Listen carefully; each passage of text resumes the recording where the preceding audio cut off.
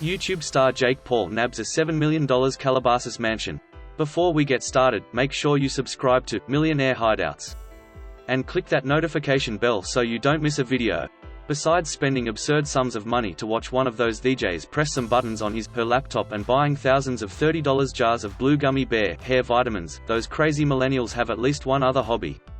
And that hobby is watching other kids make a damn fool of themselves on the YouTube, duh. Take the Paul brothers, two hyperactive young blonde dudes from Ohio who embody every negative frat boy stereotype known to mankind. Both Paul's, Logan, 22 and Jake, 20, hit it big on the now-defunct Vine app before transitioning to the money-making machine that is the YouTube. Though they've been famous for a remarkably short period of time, 4 years or less, the unlikely entrepreneurs have become extraordinarily wealthy. Logan, the elder Paul bro, recently slapped down $6,550,000 for a big-ass Robert Byrd-designed and eccentrically renovated mansion in the best part of Encino. As a remarkably useless aside, Yolanda briefly crossed paths with Mr. Logan Paul and his then-girlfriend at an event way out in Bradbury Estates about a year or two ago, though at the time we did not realize he was famous on the YouTube. Suffice to say that the persona portrayed in Mr. Paul's videos does not differ from his offline act. But we digress. Jake, the younger Paul boy, is the one we shall discuss today. Our Mr. Paul is known for his trademark phrase, song, "It's everyday bro," and for royally pissing off his Beverly Grove neighbors. And when discussing someone's house, kiddies, Yolanda likes to get to know them by conducting a thorough examination of their career, their portfolio of work, etc. For research purposes only, of course. But sorry, y'all. Yolanda tried to watch one of Mr. Paul's videos and we couldn't get through 30 seconds before we were crying for mommy. Anyway, young Mr. Jake Paul recently also, like his big bro, moved to the big bad San Fernando Valley, albeit much further out in the boonies. The wilds of Calabasas, to be specific. The house in question was purchased by a mysterious blind trust, but Mr. Paul is the new owner. Not that it's any big secret, Mr. Paul has already conducted several online tours of the new pad, which was originally built in 1990, per property records, and has one foreclosure and at least 5 previous owners in its 27-year history, all of them non-celebrities.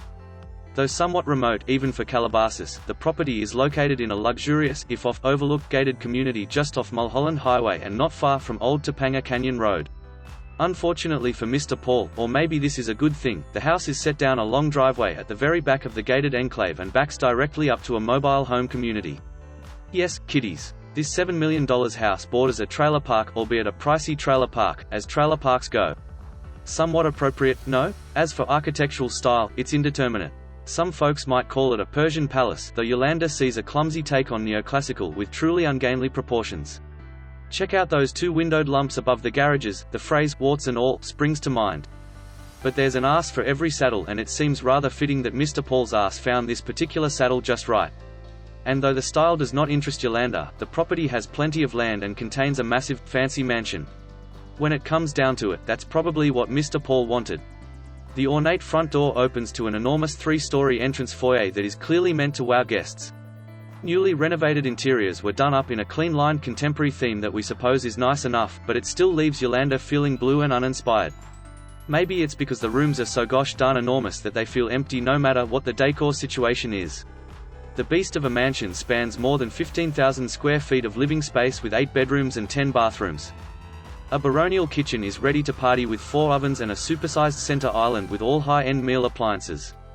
The adjacent family room features a coffered ceiling, and the dining room includes 2 chandeliers and an eye-catching array of wine bottle holsters on the wall.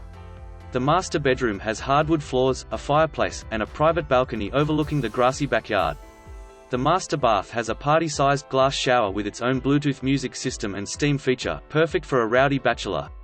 Other creature comforts include wood-paneled library with real bookshelves, a home theater, a lagoon-style pool with multiple waterfalls, a Tesla charging station, and a full security system with surveillance cameras.